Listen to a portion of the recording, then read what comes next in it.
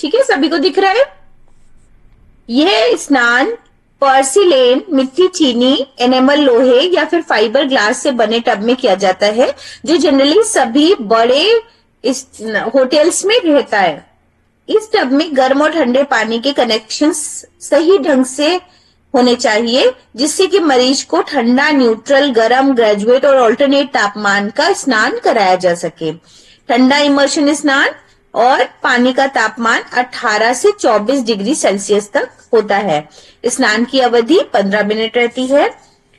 Bath tub में बैठने से पहले मरीज के सिर, उसकी गर्दन और छाती को ठंडे पानी से गीला कर देना चाहिए और उसके सिर पर भीगा तौलिया लपेटकर इसका बचाव करना चाहिए। इमर्शन का सामान्य करने के लिए मरीज को यथासंभव शीघ्रता पूर्वक बाथ टब में बैठाना चाहिए। स्नान करते समय स्वयं मरीज को या उसके परिचायक को उनके शरीर जोर से रगड़ते रहने से ठंड को मरीज अगर चाहिए बताती हूँ तो उसके स्नान करना बंद कर देना चाहिए। खास बात, स्नान करने से शीघ्र बाद मरीज को अच्छी तरह से पोंछकर सुखा देना चाहिए और उसे गर्म कंबल उड़ाना चाहिए। मौसम के अनुकूल होने पर उसे थोड़ा व्यायाम करना चाहिए। मतलब इमर्शन बाथ में लेटने के दौरान आपको स्पॉन्जिंग करनी चाहिए, मतलब एक छोटा हैंड टॉवेल से। अगर मरीज बहुत कमजोर है तो दूसरा व्यक्ति उनका फ्रिक्शन बाथ करेगा, है ना, रगड़ता रहेगा। और अगर व्यक्ति कमजोर नहीं है तो आप खुद से अपनी बॉडी को वाइप करते रहेंगे उस दौरान।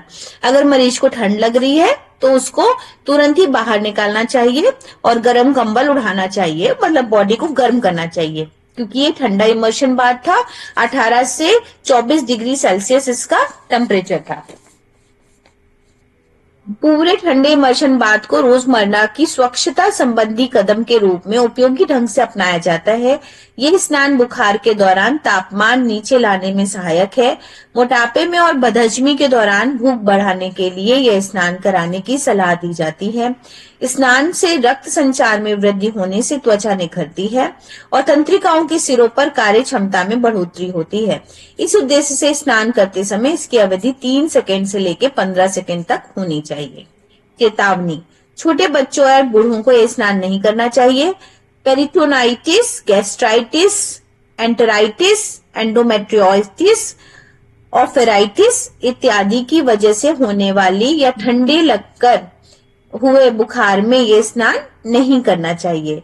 रक्त में करना चाहिए ये स्नान। यह भी मरीज को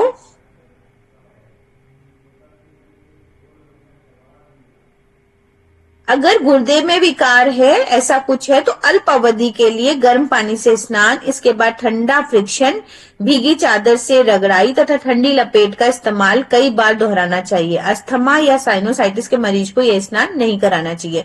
कुल मिलाके ठंडा इमर्शन बाथ ताजगी देता है, अगेन नर्वस सिस्टम को हेल्दी रखता है, हाइजीन पॉइंट ऑफ व्यू से अच्छा है और 15 मिनट इसका समय है।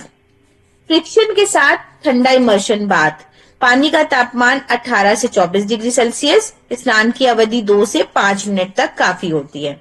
विधि, मरीज को शीघ्रता पूर्वक टब में ले जाना चाहिए। परिचायक, मतलब जो ट्रीटमेंट दे रहा है या दे रही है, को टर्किश तौलिए से, मतलब जो सॉफ्ट फलालेन का टुकड़ा होता है, कपड़े से बिना बने दस्तानों से मरीज के शरीर की पैरों की ओर से ऊपर की तरफ मालिश करनी चाहिए। यह मालिश 2 से 5 मिनट तक या त्वचा के लाल पड़ने तक करनी चाहिए। फ्रिक्शन के साथ ठंडा इमर्शन बाथ। इसके बाद मरीज को 30 सेकंड तक नहाना चाहिए और साथ ही अपना सिर धोना चाहिए। फिर उसे जल्दी से अपना शरीर पोंछकर सुखाकर कंबल ओढ़ लेना चाहिए। त्वचा की संवेदनशीलता 15 से 30 मिनट तक बनी रहती है। यह प्रक्रिया पूरे होने तक मरीज को अपना शरीर ठंडे पानी या ठंडी हवा से बचाना चाहिए। फ्रिक्शन क्या है? एक सॉफ्ट हैंड टॉवेल ले लिया, अदरवाइज आपका जो थेरेपिस्ट है, स्टाफ है, वो आपके ऊपर करे और पूरी बॉडी को हमने 2-2 मिनट तक पूरी बॉडी को हमने ऐसे ऐसे वाइप किया। पीछे बड़ी टॉवेल, फिर पेट का हिस्सा, छाती का हिस्सा, कमर का हिस्सा, हिप एरिया, पैर, तलवा, ऐसे करके रगड़ते रहे। जब लाल हो जाएगा तो गर्म हो जाएगा ना, मतलब ब्लड सर्कुलेशन अच्छा हो गया और उसके बाद आपने नहा लिया। पहले के लोग क्या करते थे, सुबह सुबह तुरंत नहीं नहाते थे। पहली बात तो वो चल के जाते थे जहां उनको नहाना है। दूसरी बात क्या होती थी, वो अपने शरीर को ऐसे रगड़ते रहते थे। आपने कभी देखा हो, पूरा ऐसे थोड़ा थोड़ा थोड़ा थोड़ा हर जगह से रगड़ते रहेंगे, खूब सारा पानी डाल डाल के भी रगड़ेंगे, पहले भी रगड़ेंगे, उसके बाद वो ठंडा ठंडा ताजा पानी डालते थे। तो इसी क्रम को फ्रिक्शन बाथ में समझाया गया है। उपचार तेज बुखार के उतरने में सहायक है। अधिक धूप या गर्मी का शिकार हो जाने पर शरीर द्वारा सोखी गई गर्मी की मात्रा कम करने के लिए ये स्नान है। ये स्नान 3 उक्त त्वचा का स्नान है। मूल्यवान की दृष्टि से कम रक्तचाप वाले मरीजों को रक्तचाप उत्तेजित होता है, इसलिए सोरियासिस रोग, सरीखे, त्वचा संबंधी समस्त प्रकार के विकारों में जिनमें त्वचा पर सूजन नहीं आती है, स्नान कराने की सलाह दी जाती है। स्वभाव से यह स्नान टॉनिक जैसा प्रभाव डालता है, इसलिए यह पक्षाघात, पैरालिसिस, मांसपेशियों का क्षय इत्यादि आदि तंत्रिकाओं एवं मांसपेशियों संबंधित विकारों का उपचार करने की दृष्टि से उपयोगी है। तो पार्किंसंस है, पैरालिसिस है, मांसपेशियों में स्ट्रेंथ देनी है, नर्वस सिस्टम अच्छा करना है, तो आपको ऐसा करना चाहिए। ऐसा दोनों तरीके से, ड्राई आपने फ्रिक्शन बाथ दिया और फिर ताजे पानी से नहा लिया, और आइदर आपने टब के अंदर ही फ्रिक्शन बाथ दिया। अत्यंत कमजोर मरीज, हृदय रोग तथा गुर्दे के विकास से ग्रसित मरीजों को यह स्नान नहीं करना चाहिए, ठीक है। और किसको करना चाहिए? लो बीपी के पेशेंट को करवाइए, उसको फायदा होगा, ब्लड प्रेशर अच्छा हो जाएगा।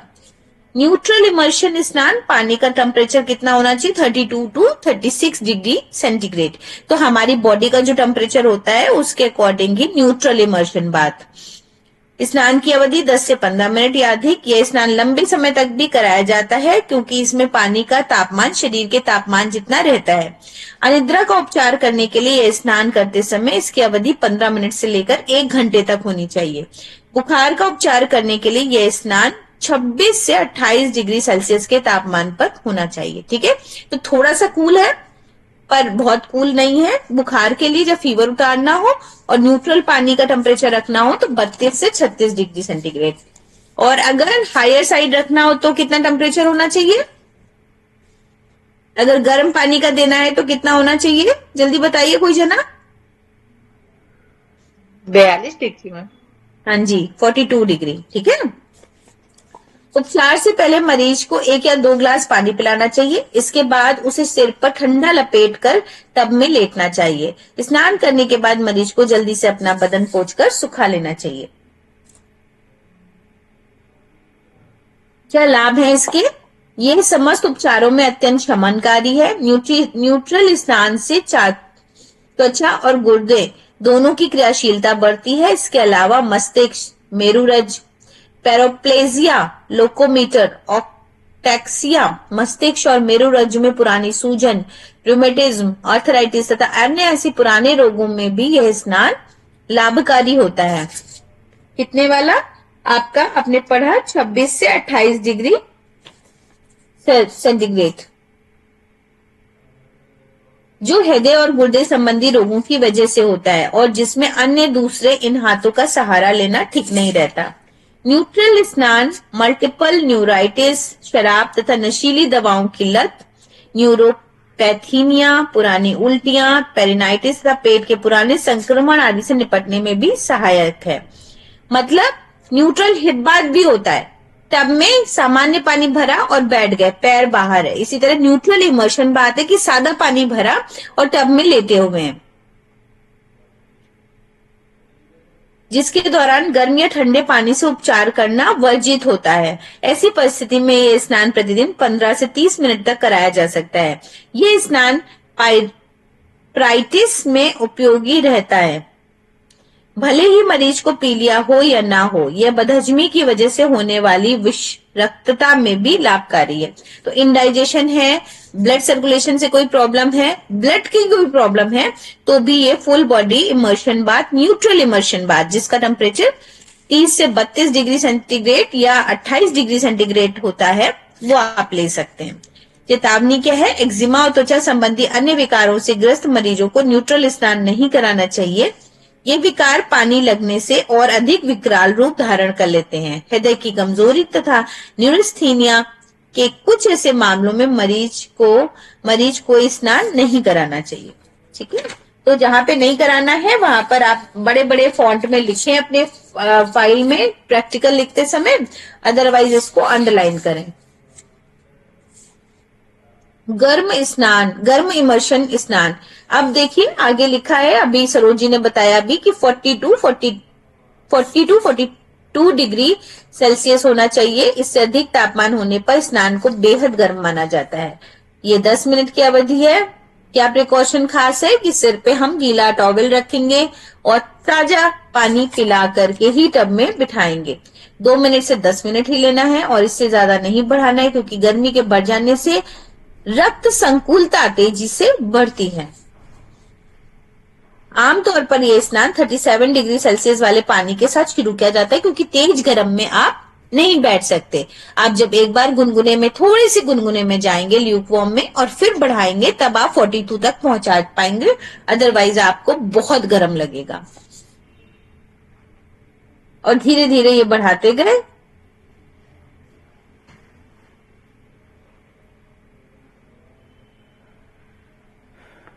उपचार की अवधि के दौरान पूरे समय तक ठंडा लपेट सिर पर रखना चाहिए, है ना। ये बहुत इंपॉर्टेंट है कि पानी पिए, बीच बीच में भी पानी पिलाएं और सिर पे ठंडा गीला तौलिया रखें। 10 मिनट तक 40 से 44 डिग्री सेल्सियस के पानी से स्नान करने के बाद सूखा लपेट रखना चाहिए। ये शरीर में पसीना लाने की अत्यंत प्रभावकारी विधि है। इस नाम से कैपिलरी ब्रोंकाइटिस और बच्चों को होने वाले ब्रोंकियल निमोनिया से भी छुटकारा मिलता है। 40 से 42 डिग्री सेल्सियस तापमान वाले पानी से 5 से 15 मिनट तक ये स्नान कराने से फेफड़ों की रक्त संकुलता दूर होती है तथा त्वचा व मांसपेशियों की रक्त वाहिकाएं गतिशील होती हैं। त्वचा के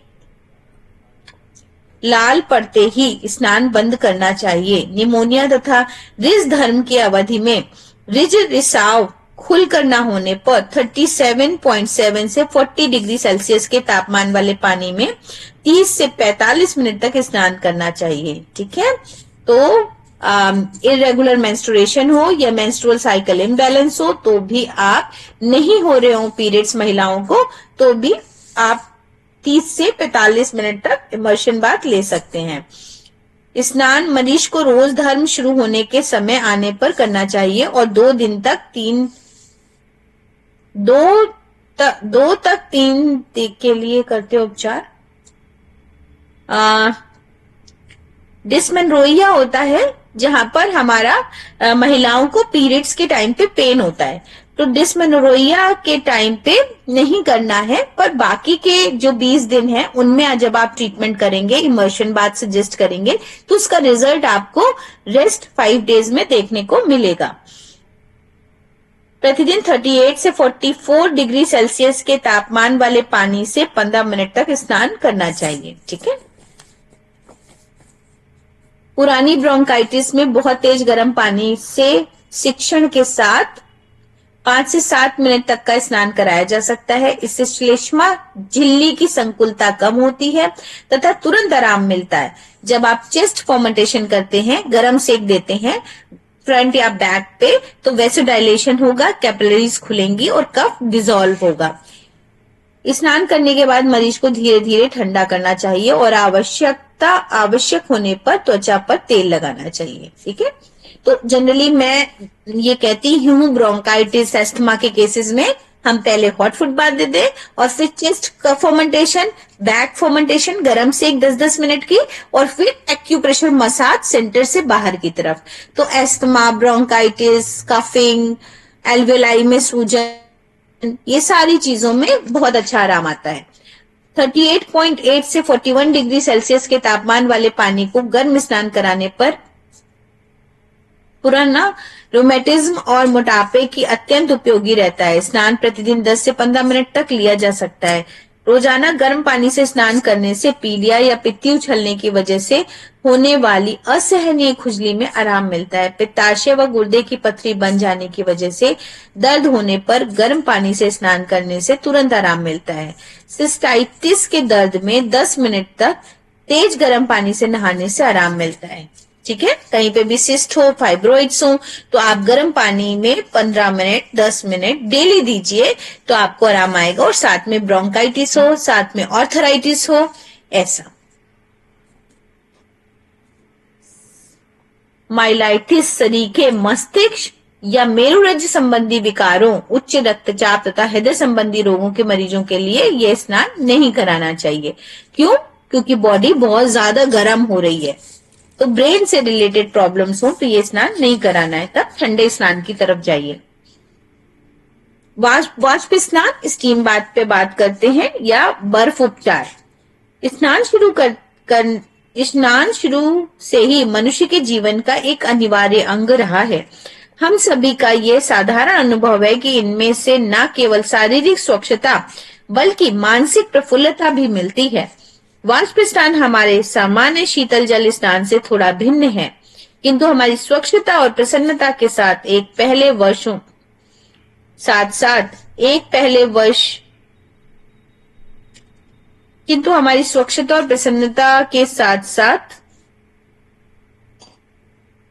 प्रसन्नता मिलती है, और शरीर की रक्षा भी होती है, अनेक रोगों से उसकी रक्षा होती है। अभी हमारे गुरुजी का नाम आ गया, स्वर्गीय श्री विठल दास मोदी ने अनौपचारिक बातचीत के दौरान अनेक प्रकार के विष हमारे शरीर में हमारी जीवन शैली के कारण आ जाते हैं। थोड़ी थोड़ी मिस प्रिंटिंग है, मैं पढ़ दे रही हूं अपने हिसाब से। जब तक हमारी रोग का विष इस तरह के स्रोतों से निर्गम विभिन्न प्रकार के शरीर हम तक तब तक होती दुर्बल क्षमता। अच्छा ठीक है, इस प्रकार के रोग हमारी जीवन शैली के कारण हमारे शरीर में आते हैं, और जब तक हम इन्हें बाहर नहीं निकालते तब तक ये हमारी प्रतिरोधक क्षमता को कम करते जाते हैं, और ये अगर अंदर बड़े रहे तो हमारा जो इम्यून सिस्टम है वो कमजोर हो जाता है, जिससे हम और बीमारियों के प्रभाव में आ जाते हैं। स्वस्थ करके, और जब हम इनको बाहर निकाल देते हैं स्टीम बाथ के थ्रू, तो हम स्वस्थ हो जाते हैं।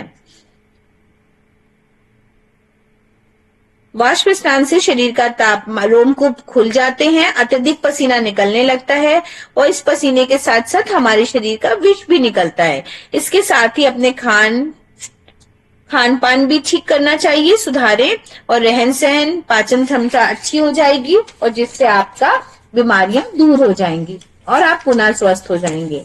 विधि क्या है? भारत में हम लोगों ने वाष्प स्नान को रोग निवारण के लिए प्राकृतिक चिकित्सा के रूप में ही देखा है, किंतु फिनलैंड में शायद भौगोलिक परिस्थितिवश स्नान का यह अनोखा तरीका वहां की सामान्य जनजीवन और संस्कृति का एक अपूर्व अंग बन चुका है। फिनिश भाषा में इसे साउना कहते हैं।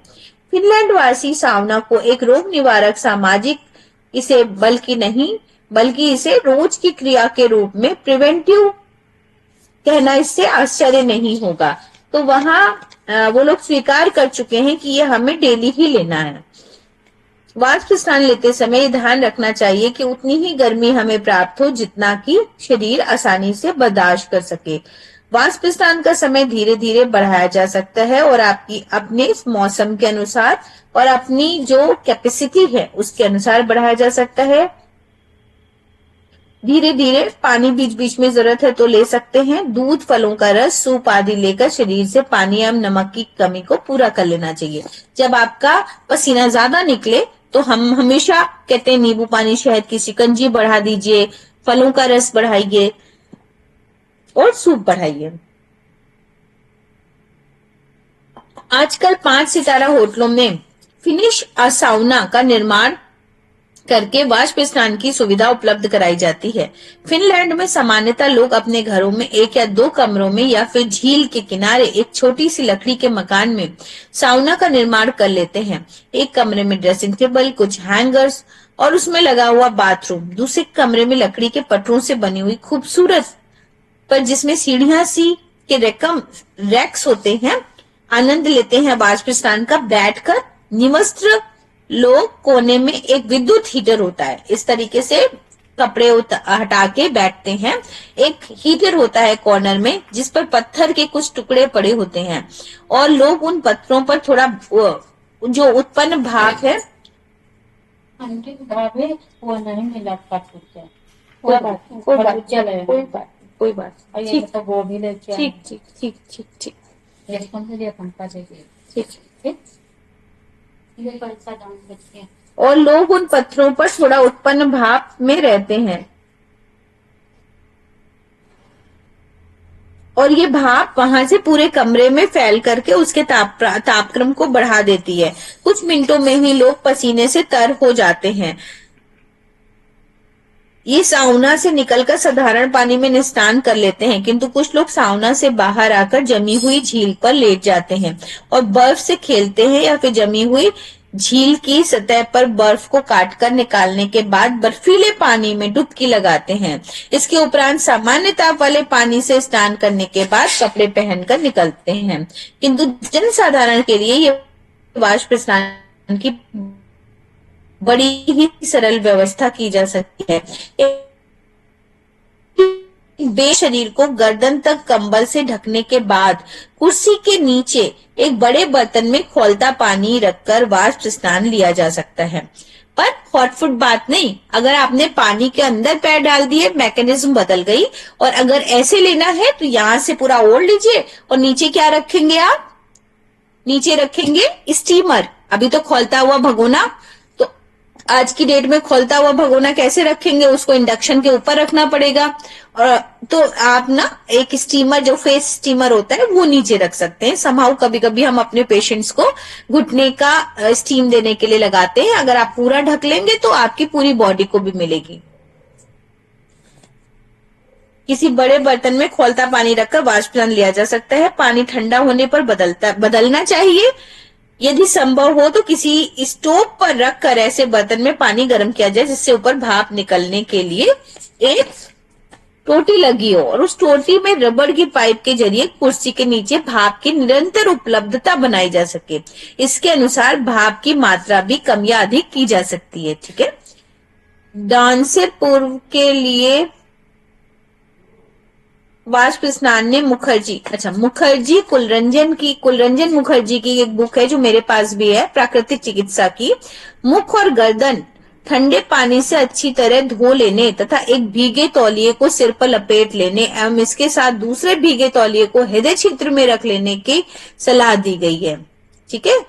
उसके उपरांत एक पानी ग्लास 2 पीकर ही कुर्सी पर बैठे ताकि पसीना अधिक से अधिक निकले। वाष्प स्नान के दौरान भाप की मात्रा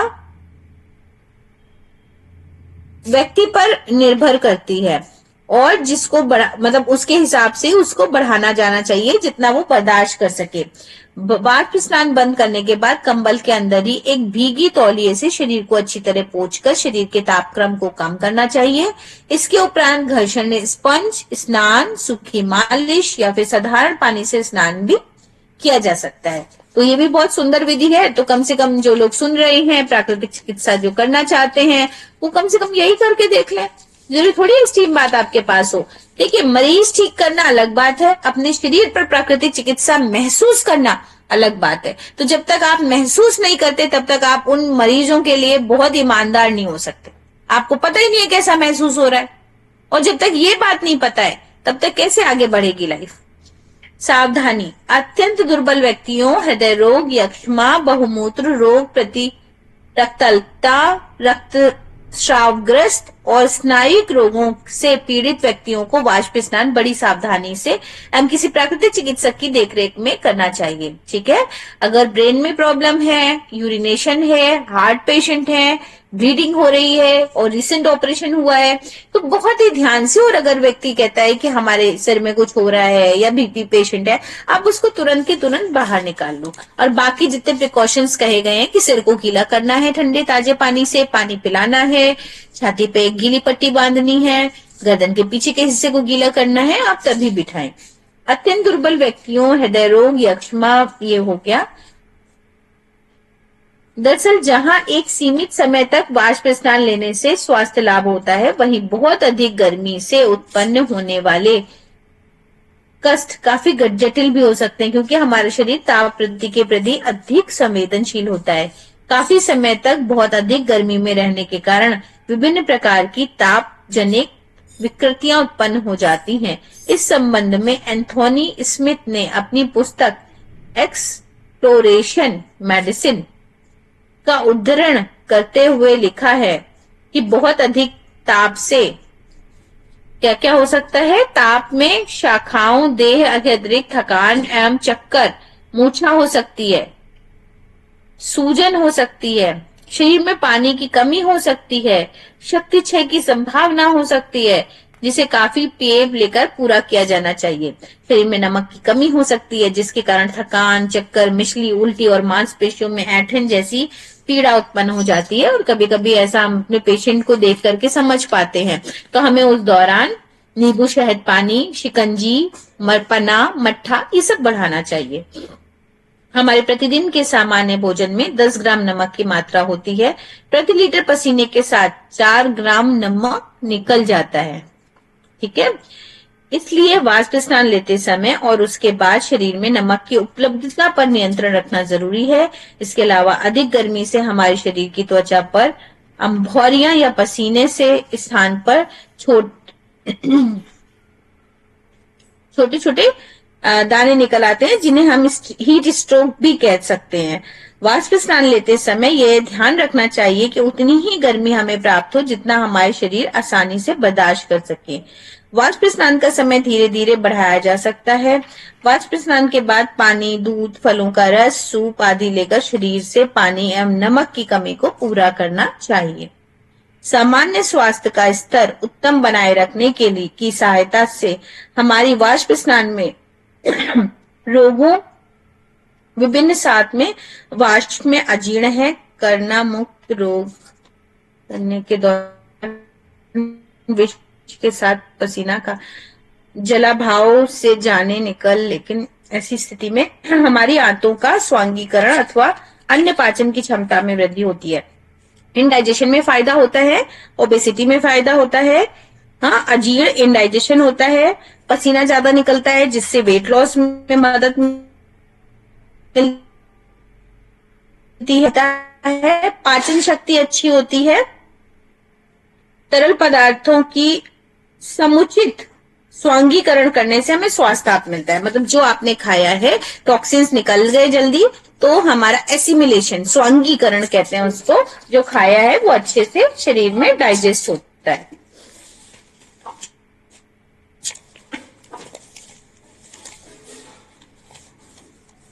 वृक्क शोथ मतलब किडनी से रिलेटेड प्रॉब्लम है तो उसको फायदा होगा, क्योंकि किडनी का वर्क किसने कर लिया? स्किन ने कर लिया, त्वचा ने कर लिया। किडनी का वर्क है टॉक्सिन्स को बाहर निकालना, किडनी लोड नहीं ले पा रही है, आपने त्वचा को आधा काम करा दिया तो किडनी पे लोड कम हो गया और वो थोड़ा थोड़ा राहत की सांस आने लग गई। नेफ्राइटिस जैसे रोगों में भी फायदेमंद है, और गठिया, जोड़ों का दर्द, कटिवात, कमर में दर्द, गर्दन में पीड़ा आदि में फायदेमंद है।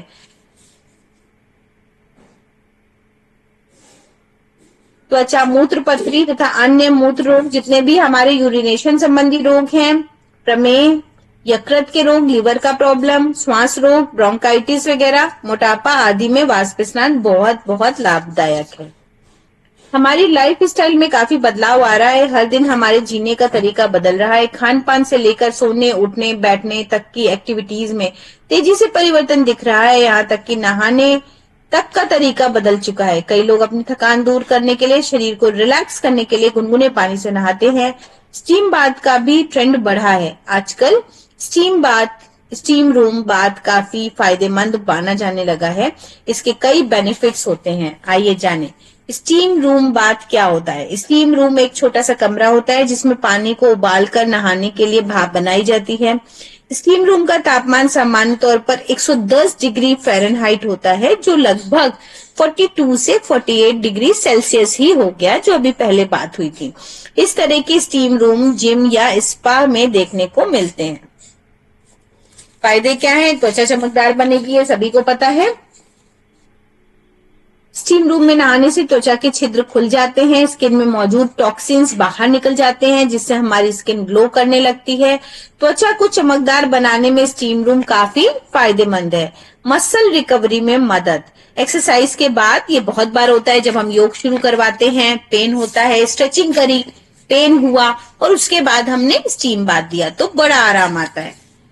थकान दूर करने के लिए एथलीट हीट थेरेपी का इस्तेमाल करते आए हैं। स्टीम बाथ में भाप मांसपेशियों के टिश्यू के अंदर जाकर दर्द से राहत देती है और मसल रिकवरी करती है। इम्यून सिस्टम बूस्ट होता है। स्टीम रूम में बाथ लेने से शरीर को गुनगुने पानी के सामने एक्सपोज करने से ल्यूकोसाइटिस प्रोत्साहित होने लगते हैं और जिससे हमारी बॉडी को इसमें इन्फेक्शन से लड़ने की हेल्प मिलती है और सर्दी जुकाम होने पर स्टीम रूम बाथ लेने में लाभ मिलता है। तनाव होता है दूर। स्टीम बाथ से शरीर में कोर्टिसोल का उत्पादन भी कम हो जाता है। तो जब कभी आप कहीं पे किसी फोरम पे बोलते हैं और साइंटिफिकली आपको बताना होता है तो आप अगर ये बताएंगे कि स्ट्रेस कम होता है, स्ट्रेस क्यों कम होता है? क्योंकि कोर्टिसोल हार्मोन का उत्पादन स्टीम देने से कम हो जाता है। ये तनाव बढ़ाने वाला हार्मोन है। कुछ मिनट स्टीम बाथ आराम की स्थिति में बिताने से आप के स्वास्थ्य में सुधार होता है, साथ ही आपके दिमाग को भी रिलैक्स मिलता है जिससे थकान दूर होती है। सख्त ज्वाइंट को लूज करता है। स्टडी से पता चला है कि किसी भी एक्टिविटी से पहले घुटने के ज्वाइंट पर हीट लगने से उसमें लचीलापन आ जाता है जिसमें स्टीम बाथ कारगर साबित होता है। इसलिए सख्त ज्वाइंट को लूज करने के लिए लोग स्टीम रूम के बाथ की मदद लेते हैं। तो कोई भी ज्वाइंट है उसमें लिगामेंट टेंडन है तो जब आप स्टीम लेते हैं वहां पे लोकल एप्लीकेशन तो कैपिलरीज फैल जाती हैं, भाप निकलती है और वो लूज हो जाते हैं। ब्लड सर्कुलेशन अच्छा होता है। कार्डियोवैस्कुलर हेल्थ पर असर पड़ता है इसका। हार्ट के लिए बेहतर है और सर्कुलेशन सुधरता है। इसके साथ साथ कई समस्याओं को स्टीम रूम बाथ खत्म कर देती है। स्टीम रूम बाथ खत्म कर देता है। बर्फ उपचार क्या है? बर्फ का नाम सुनने पर लोगों के दिमाग में आइसक्रीम, बर्फ का गोला, बर्फ की कैंडी, शरबत, आइस क्यूब्स की छवि आती है। लेकिन बर्फ का काम केवल इतना ही नहीं है। खाने पीने के इस्तेमाल के अलावा बर्फ के और भी ढेरों फायदे हैं। बर्फ दर्द, सूजन, यहाँ तक कि दांत के दर्द को कम करने का सबसे अच्छा तरीका है। माई उपचार से जुड़ी डॉक्टर मेधावी अग्रवाल का कहना है कि बर्फ की सिकाई का उपयोग कई समस्याओं में किया जाता है। ये कई स्थितियों के लिए लाभदायक होता है। शरीर के किसी भी हिस्से में ठंडी सिकाई का इस्तेमाल कर सकते हैं। हालांकि नवजात शिशुओं पर बर्फ की सिकाई की सलाह नहीं दी जाती है। सूजन को कम करती है बर्फ। वैसे 24 आवर्स तक या 48 आवर्स तक इनिशियली 24 घंटे तक खासकर अगर इनिशियल चोट है तो बर्फ की सिकाई करनी है। उसके बाद पुरानी हो गई चोटें हैं तो गर्म सिकाई करनी है और बहुत पुरानी हो गई है तो गर्म ठंडी सिकाई करनी है। फिर उसको मैनेजमेंट कर सकते हैं। गर्दन या मांसपेशियों में सूजन से पीड़ित हैं तो दर्द और सूजन की राहत के लिए प्रभावित क्षेत्र पर आइस पैक लगाएं। यह उपाय रक्त वाहिनियों को संकुचित करता है जिससे शरीर की सूजन कम हो जाती है। मय उपचार से जुड़े डॉक्टर लक्ष्मी दत्त शुक्ला का कहना है कि किसी तरह की चोट लगी हो तो पहले 72 घंटों में सूजन को कम करने का सबसे अच्छा तरीका है कि चोट लगे स्थान पर आप ठंडा मतलब फर्मेंटेशन करें, कोल्ड फर्मेंटेशन करें 72 घंटे मतलब 3 दिन हो गए। कोल्ड कॉन्ट्रैक्शन का इस्तेमाल ठंडा तापमान तंत्रिकाओं पर एक शून्य प्रभाव डालता है, मतलब एक सेंस नहीं हो रहा वहां पे, जो बदले में सूजन को कम करने में महत्वपूर्ण भूमिका निभाता है। इसके लिए एक कपड़े में 4 से 5 बर्फ का टुकड़ा लपेटें और प्रभावित क्षेत्र पर कम से कम 20 मिनट तक रखें। इस प्रक्रिया को हर घंटे दोहराएं। त्वचा पर सीधे बर्फ ना लगाएं क्योंकि इससे फ्रॉस्टबाइटिस हो सकता है। ठीक है, तो सीधे बर्फ नहीं लगानी है, बर्फ को हमेशा कपड़े में बांधना है। और मैं हमेशा कहती हूँ सीधे पानी भी नहीं लगाना है। पानी को गर्म पानी में डाला, निचोड़ा, पहले थोड़ी सी पीछे की तरफ रखा और तभी प्रभावित अंग पर रखा। दर्द से राहत मिलना। इंजेक्शन के कारण मांसपेशियों में ऐंठन हो या दर्द, प्रभावित क्षेत्र पर आइस पैक लगाने से दर्द और परेशानी कम हो जाती है। ये सूजन को कम करने के साथ और उस प्रभावित क्षेत्र में ब्लड सर्कुलेशन में सुधार करके दर्द का मुकाबला करने में मदद करता है। टीकाकरण के कारण होने वाले दर्द के लिए एक आइस क्यूब लें और इसे अपनी हथेली पर रगड़ें और इस क्षेत्र पर अपने हाथ रखें। मांसपेशियों में दर्द के लिए प्रभावित क्षेत्र पर आइस क्यूब रगड़ें। बेहतर परिणाम के लिए 2 से 3 दिनों तक दिन में कम से कम 3 से 4 बार ऐसा करें। तो लास्ट टाइम भी हमने डिस्कस किया था कि जब आपका कोई चोट लग जाए, मसल ब्रेक हो जाए, तो ठंडी सिकाई कम समय के लिए जल्दी जल्दी करनी चाहिए। तो यहाँ पे भी कोई टीका वगैरह लगाया है, कोई इंजेक्शन लगा है, तो ठंडी सिकाई 1-1 मिनट में दिन में 3 से 4 बार करनी चाहिए। पाइल्स के इलाज में मदद करती है बर्फ। पाइल से पीड़ित लोग गुदा में दर्द और असुविधा को कम करने के लिए बर्फ का इस्तेमाल कर सकते हैं। आइस पैक सूजन को कम करने में मदद करता है, लेकिन इसे सीधे अप्लाई ना करें। कुछ आइस क्यूब्स के टुकड़े लें और प्लास्टिक बैग में या शीट में लपेट लें। इसे एक साफ कपड़े में लपेट लें। अब अपनी पीठ के बल आरामदायक स्थिति में लेट जाएं और प्रभावित हिस्से पर लगाएं। जब भी दर्द महसूस हो तब अधिकतम 10 मिनट के लिए ऐसा करें। ये मैं बहुत बार लोगों को बताती हूँ और फायदा होता है। और जो क्लिनिक पे आते हैं और अगर ब्लीडिंग पाइल्स नहीं है तो उनके लिए आप मड थेरेपी में पढ़ेंगे मिट्टी की पुलटिस, तो वो भी अच्छी होती है और उससे फायदा होता है। टैन और सनबर्न दूर करती है बर्फ। बर्फ के टुकड़े त्वचा को हाइड्रेट भी करते हैं। ऐसा इसलिए क्योंकि बर्फ में पानी होता है जो त्वचा पर लगाने पर दर्द और सूजन को कम करता है। यही नहीं, माया उपचार से जुड़ी हुई डॉक्टर अप्रियतम गोयल का कहना है कि धूप में ज्यादा समय तक रहते हैं तो चेहरे पर एलोवेरा वाले आइस क्यूब्स लगाएं। एलोवेरा का शीतल प्रभाव सनबर्न पर असर दिखाएगा। ज्यादा राहत पाने के लिए शरीर के अन्य भागों पर भी आइस क्यूब्स रगड़ सकते हैं। अगर एलोवेरा नहीं तो खीरे के रस से बने आइस क्यूब्स को चेहरे पर और त्वचा पर रगड़ें। सनबर्न से तुरंत राहत पाने के लिए आइस क्यूब पर गुलाब जल डालकर त्वचा पर रगड़ें। ये बहुत सारा बार रील में भी आपने देखा होगा कि आइस ट्रे में ही आपने एलोवेरा जेल डाल दिया और वो जम गया। इसी तरह आपने और चीजों को भी डाल के आप रोज का गुलाब जल का भी क्यूब बना सकते हैं और फिर उसको अपने चेहरे पे रगड़ सकते हैं। दांत दर्द को कम करती है बर्फ। बर्फ दांत दर्द से राहत दिलाती है। संवेदनशील क्षेत्र पर आइस क्यूब लगाने के कुछ समय के लिए नसों और मसूड़ों को निष्क्रिय कर देता है, मतलब पेन रिलीविंग का काम करता है। और एक कपड़े में आइस क्यूब लपेटे और अपने गाल पर कुछ मिनटों के लिए रखें। सीधे दांत पर बर्फ भी लगा सकते हैं, हालांकि ये काफी दर्दनाक हो सकता है। तो कपड़े को छोटी बर्फ मां के अंदर भी रख सकते हैं जब पेन होता है, और बाहर से भी आप कर सकते हैं। काले घेरों को कम करती है बर्फ। बर्फ की मदद से डार्क सर्कल के साथ साथ आंखों की सूजन का भी प्रभावी तरीके से इलाज किया जाता है। यह रक्त वाहिकाओं को संकुचित करता है, त्वचा में कसावट लाते हुए कालापन को कम करता है। ये त्वचा को मॉइस्चराइज करके इसकी डलनेस दूर करता है। बर्फ के पानी में लेवेंडर ऑयल की कुछ बूंदे डालें और इस सोल्यूशन को कॉटन की मदद से काले घेरों पर लगाएं। जल्द ही राहत के लिए नियमित रूप से ऐसा करें। तो लेवेंडर ऑयल का इस्तेमाल भी कर सकते हैं, lavender oil. That's it, thank you so much. ये आपकी थी जल चिकित्सा।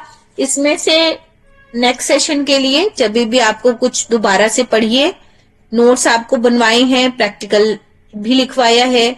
आपको जो भी लगता है नहीं समझ में आ रहा है उनको लिखें, और जो लोग आ रहे हैं हमारे सेंटर पे वो इसको प्रैक्टिकली पूरे water therapy, mud therapy, steam therapy, Sunbeam therapy, ये सब खुद ही अपना महसूस करेंगे और दूसरे व्यक्ति पे भी देंगे। कुछ पूछना है आप लोगों को? मैडम ये पूछना था कि आजकल मोतियाबिंद का ज्यादा केस हो रहा है ऑपरेशन का, तो उसमें हम जानते हैं कि विटामिन ए की कमी के कारण भी होता है, तो उसमें नेचुरोपैथी में हम लोग क्या उपचार कर सकते हैं नॉर्मली घर पे ही? नेचुरोपैथी में जितना हमने देखा है, आई वॉश करा सकते हैं त्रिफला के पानी से, ठीक है। आई वॉश कप्स आते हैं उनको कराइए, त्राटक कराइए, आई एक्सरसाइज कराइए और ब्रीदिंग कराइए, अनुलोम विलोम नाड़ी शोधन कराइए। इसका एक सेट इस तरह से चल सकता है। कैरेट जूस दे सकते हैं, आंवला ऐड कर सकते हैं, बादाम ऐड कर सकते हैं खाने में। और इसके बाद नेत्र तर्पण आता है, पर नेत्र तर्पण का रिजल्ट हम अभी नहीं कह सकते। शिवम जी एक मिनट म्यूट करिए, आपकी तरफ से बहुत आवाज है ना? मैं पहले बोल लूं, फिर जब आप कुछ बोलिएगा तो ऑन कर लीजिएगा। तो अभी एक जो व्यक्ति आया था उसकी आईसाइट बिल्कुल चली गई थी। हमने नेत्र तर्पण की क्वेरी थी तो नेत्र तर्पण कराया, पर इतना महंगा ट्रीटमेंट होने के बावजूद 10 दिनों में मुझे कोई खास फर्क उनको भी नहीं दिखा, मुझे भी नहीं दिखा। तो अगर 3 महीने तक किसी को आप ये सेट सलाह दें जिसपे थोड़ी थोड़ी रिसर्च हो चुकी है ना, वो फिर आप उसका हमें भी फीडबैक बताएं और खुद अपने पास भी रखें, है ना। विटामिन ए और विटामिन सी बढ़ाएं, और नाड़ी शोधन प्राणायाम है, त्राटक है, एक्सरसाइजेस हैं, ये सब से कराएं, और आई वॉश। हाँ, ये तो पता, मतलब आई वॉश कितने टाइम तक हम लोग करवा सकते हैं? अभी कराइए, 1 महीने कराइए उनको कम से कम, है ना, जो स्थिति कंटिन्यू। है। हाँ, डेली एक बार। Thank you madam. वेलकम। और किसी को कोई क्वेश्चन पूछना है, प्रश्न है किसी का?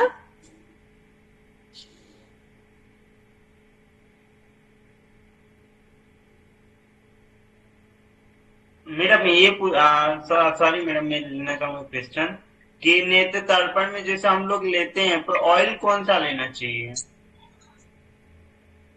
त्रिफला घी होता है, अदरवाइज बढ़िया शुद्ध देशी घी। अगर अच्छे ब्रांड का त्रिफला घृत मिलता है तो वो अच्छा है, अदरवाइज शुद्ध घी अच्छा है। और उसकी जगह दूसरी ऑयल नहीं ले सकते हैं जो अवेलेबल ना हो तो? अरे भाई, श्योरिटी नहीं है ना, समझ रहे हैं ना, प्योरिटी की श्योरिटी नहीं है। हर जगह आप बाहर से जब तेल ला रहे हैं तो उसमें मिलावट है, आंखों का मामला है, समझ रहे हैं, हम्म, इसलिए। Okay madam.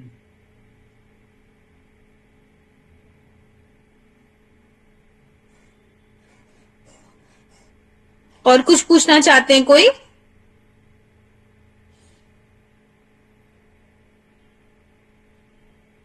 प्रैक्टिकल फाइल किसने बनाई? किसी ने बनाई प्रैक्टिकल कॉपी अपनी? जी मैम, कॉपी बनाई है, अभी फोटो नहीं चिपकाई मैंने, वो वाली जो आपने निकाली वो रखा। बाकी कॉपी बना ली, लिख लिया। गूगल से डाल के इमेजेस पे जाके फोटो चिपका दीजिए दूसरी बार। और कितने प्रैक्टिकल्स लिख लिए सरोज जी आपने? मैंने मैम मेहर स्नान तक का लिखा हुआ है। तो फुल बॉडी इमर्शन बात लिखना है ना, फुल बॉडी जी इमर्शन बात। जी और हाँ, अभी है आपके पास फाइल है आपकी आपने? मैम, अभी मैं ऊपर बैठी हूँ, नीचे भी रखी हुई है। अच्छा, कोई बात नहीं, कोई बात नहीं। ठीक है, तो आप जब आइएगा तो ये फाइल लेके आइएगा, ठीक है? जी मैम। ठीक है।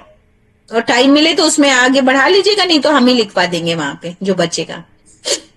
जी मैम। ठीक है सर, फिनिश करते हैं, फिर नेक्स्ट सेशन फिर जब लेंगे तो बता देंगे।